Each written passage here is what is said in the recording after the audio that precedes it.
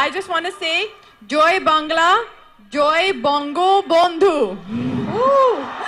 Love you Bangladesh. মানুষের মন মগজে কৌশলে নৌকা, আওয়ামী লীগ আর শেখ মুজিবকে ঢুকিয়ে দিতে এভাবেই ভারতীয় অভিনেত্রীকে দিয়ে স্ক্রিপ্টেড বক্তব্য দেওয়ানো হয়েছে। আর নাটক মঞ্চস্থ করে দাঁত চেপে অট্ট হাসিতে মেতেছেন স্ক্রিপ্টের লেখক Sheikh Hasina. We absolutely love you Sheikh Hasina जी। सिर्फ नाम ही नहीं हसीना है बल्कि वाकई में truly is हसीना। নির্বাচনী ব্যবস্থা গণতান্ত্রিক প্রক্রিয়াকে ধ্বংস করার পাশাপাশি সরকারি বেসরকারি প্রতিষ্ঠান, শিক্ষা প্রতিষ্ঠান, আইন আদালত সহ দেশের প্রতিটা সেক্টরকেই দলীয়করণ করেছেন সাবেক প্রধানমন্ত্রী শেখ হাসিনা। বাদ যায়নি ক্রীড়াঙ্গনও। বাংলাদেশ ক্রিকেট বোর্ডকে যেন আওয়ামী লীগের একটা শাখা প্রতিষ্ঠানেই পরিণত করেছিলেন সাবেক এই প্রধানমন্ত্রী। Very good afternoon and welcome to the Sher-e-Bangla National Stadium here in Mirpur for the third match of the Bangabandhu T20 Cup 2020. এটি 2020 সালে অনুষ্ঠিত বঙ্গবন্ধু কাপ টি-20-র একটি ম্যাচের ধারাভাষ্য। ক্রিকেটের চাইতে শেখ মুজিবের প্রচারণাই যেন এখানে মুখ্য উদ্দেশ্য ছিল। ম্যাচের যে কোনো মুহূর্তেই ক্রিকেটারদের ঊর্ধ্বে গুণকীর্তন গাওয়া হতো শেখ মুজিবের।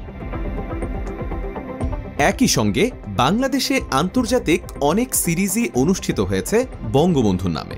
2021 সালে দেশের মাটিতে অনুষ্ঠিত ঘরোয়া ও আন্তর্জাতিক সব টুর্নামেন্টই মুজিবের নামে করার ঘোষণা দেয় বিসিবি। অনুষ্ঠিত এসব টুর্নামেন্টে ম্যাচের সব পরিস্থিতিতেই ধারাভাষ্যকাররা অযৌক্তিকভাবে কথা বলেন শেখ মুজিবকে নিয়ে। 2021 সালের সব হোম সিরিজ বঙ্গবন্ধুর নামে হবে বলে জানিয়েছে বাংলাদেশ ক্রিকেট বোর্ড। ক্রিকেট ম্যাচে এমন উদ্দেশ্য প্রণোদিত ধারাভাষ্য দেওয়ার অন্যতম কারণ আয়োজক বিসিবির ভাবনা। আওয়ামী লীগ ঘেঁষা বোর্ড পরিচালকদের মাথা থেকে বঙ্গবন্ধু কেন্দ্রিক বক্তব্যের পরামর্শ আসা খুবই স্বাভাবিক।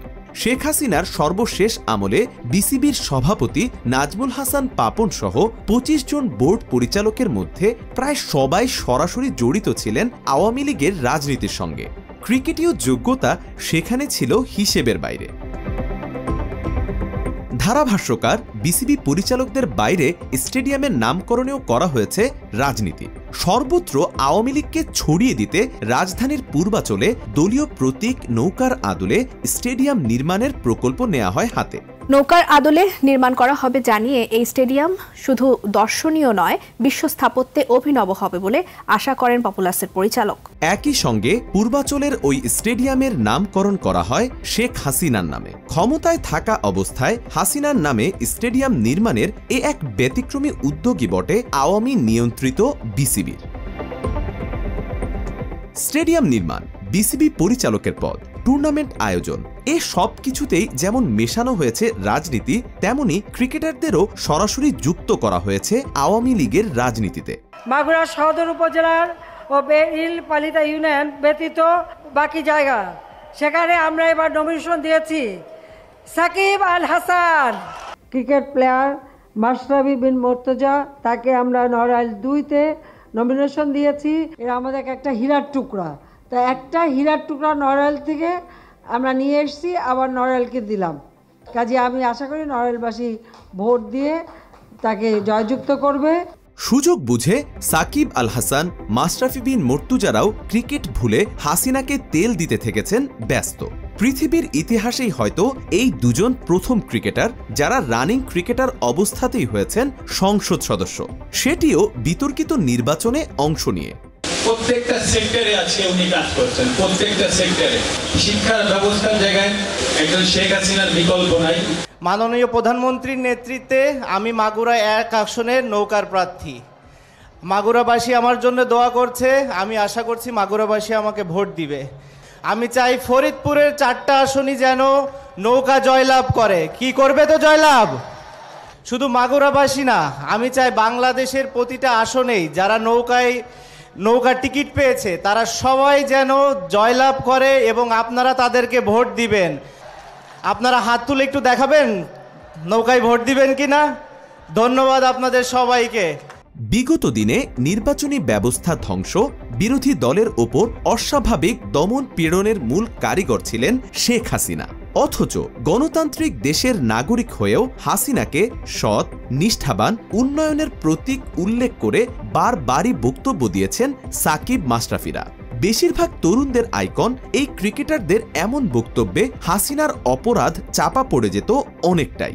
আপনারা স্বাধীনতার পক্ষে থাকুন, নৌকা মার্কায় ভোট দিবেন এবং মাননীয় প্রধানমন্ত্রীর উপর আস্থা রাখবেন, তাহলে মাননীয় প্রধানমন্ত্রী আপনাদের সমৃদ্ধ, সুন্দর এবং আরও শক্তিশালী বাংলাদেশ উপহার দেবে ইনশাল্লাহ। আমি আশা করছি আপনারা সবাই নৌকায় ভোট দিয়ে মাননীয় প্রধানমন্ত্রীকে জয়যুক্ত করবেন, নৌকাকে জয়যুক্ত করবেন এবং বাংলাদেশের যে উন্নয়নের ধারা, এই উন্নয়নের ধারা অব্যাহত রাখবেন। ক্রিকেট বাংলাদেশিদের আবেগের জায়গা, অথচ শেখ হাসিনার এজেন্ডা বাস্তবায়নে নির্দিষ্ট একটা দলের প্রচারণায় নেমে সেই আবেগকে কড়াভাবে নাড়া দিয়েছেন সাকিব, মাশরাফি।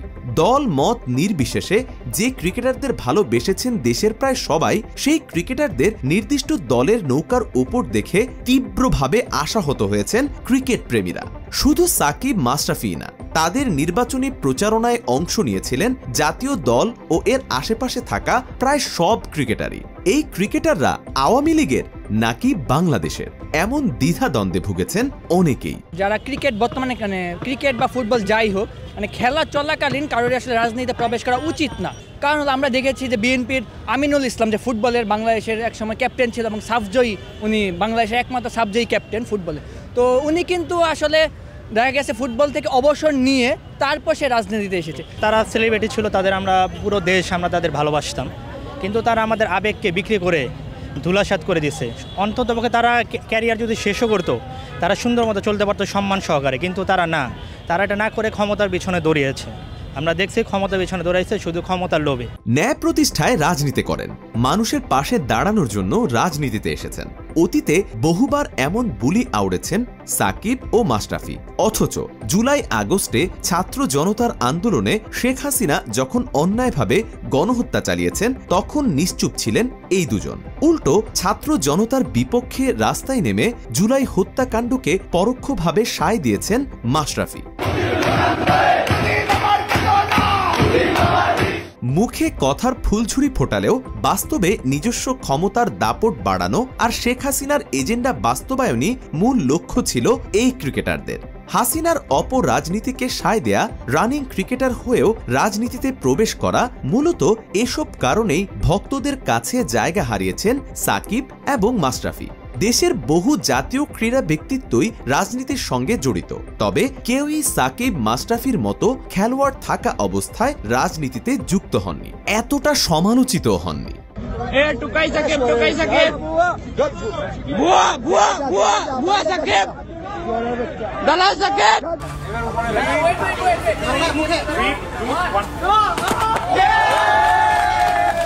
শেখ হাসিনার প্রলোভন কিংবা ক্ষমতার দাপট অথবা উন্নয়নের লক্ষ্য, যে কারণেই রাজনীতিতে আসুক না কেন, নিজেদের কৃতকর্মের কারণেই ভক্তদের হৃদয় থেকে জায়গা হারিয়েছেন সাকিব, মাশরাফি। রাজনৈতিক পট পরিবর্তনের পর এখনো বাংলাদেশে ঢুকতে পারেননি সাকিব। হত্যা মামলা হয়েছে তার নামে, মাশরাফির নামেও হয়েছে মামলা। তার বাড়িঘরের ওপরেও ক্ষোভ উগড়ে দিয়েছেন ছাত্র জনতা।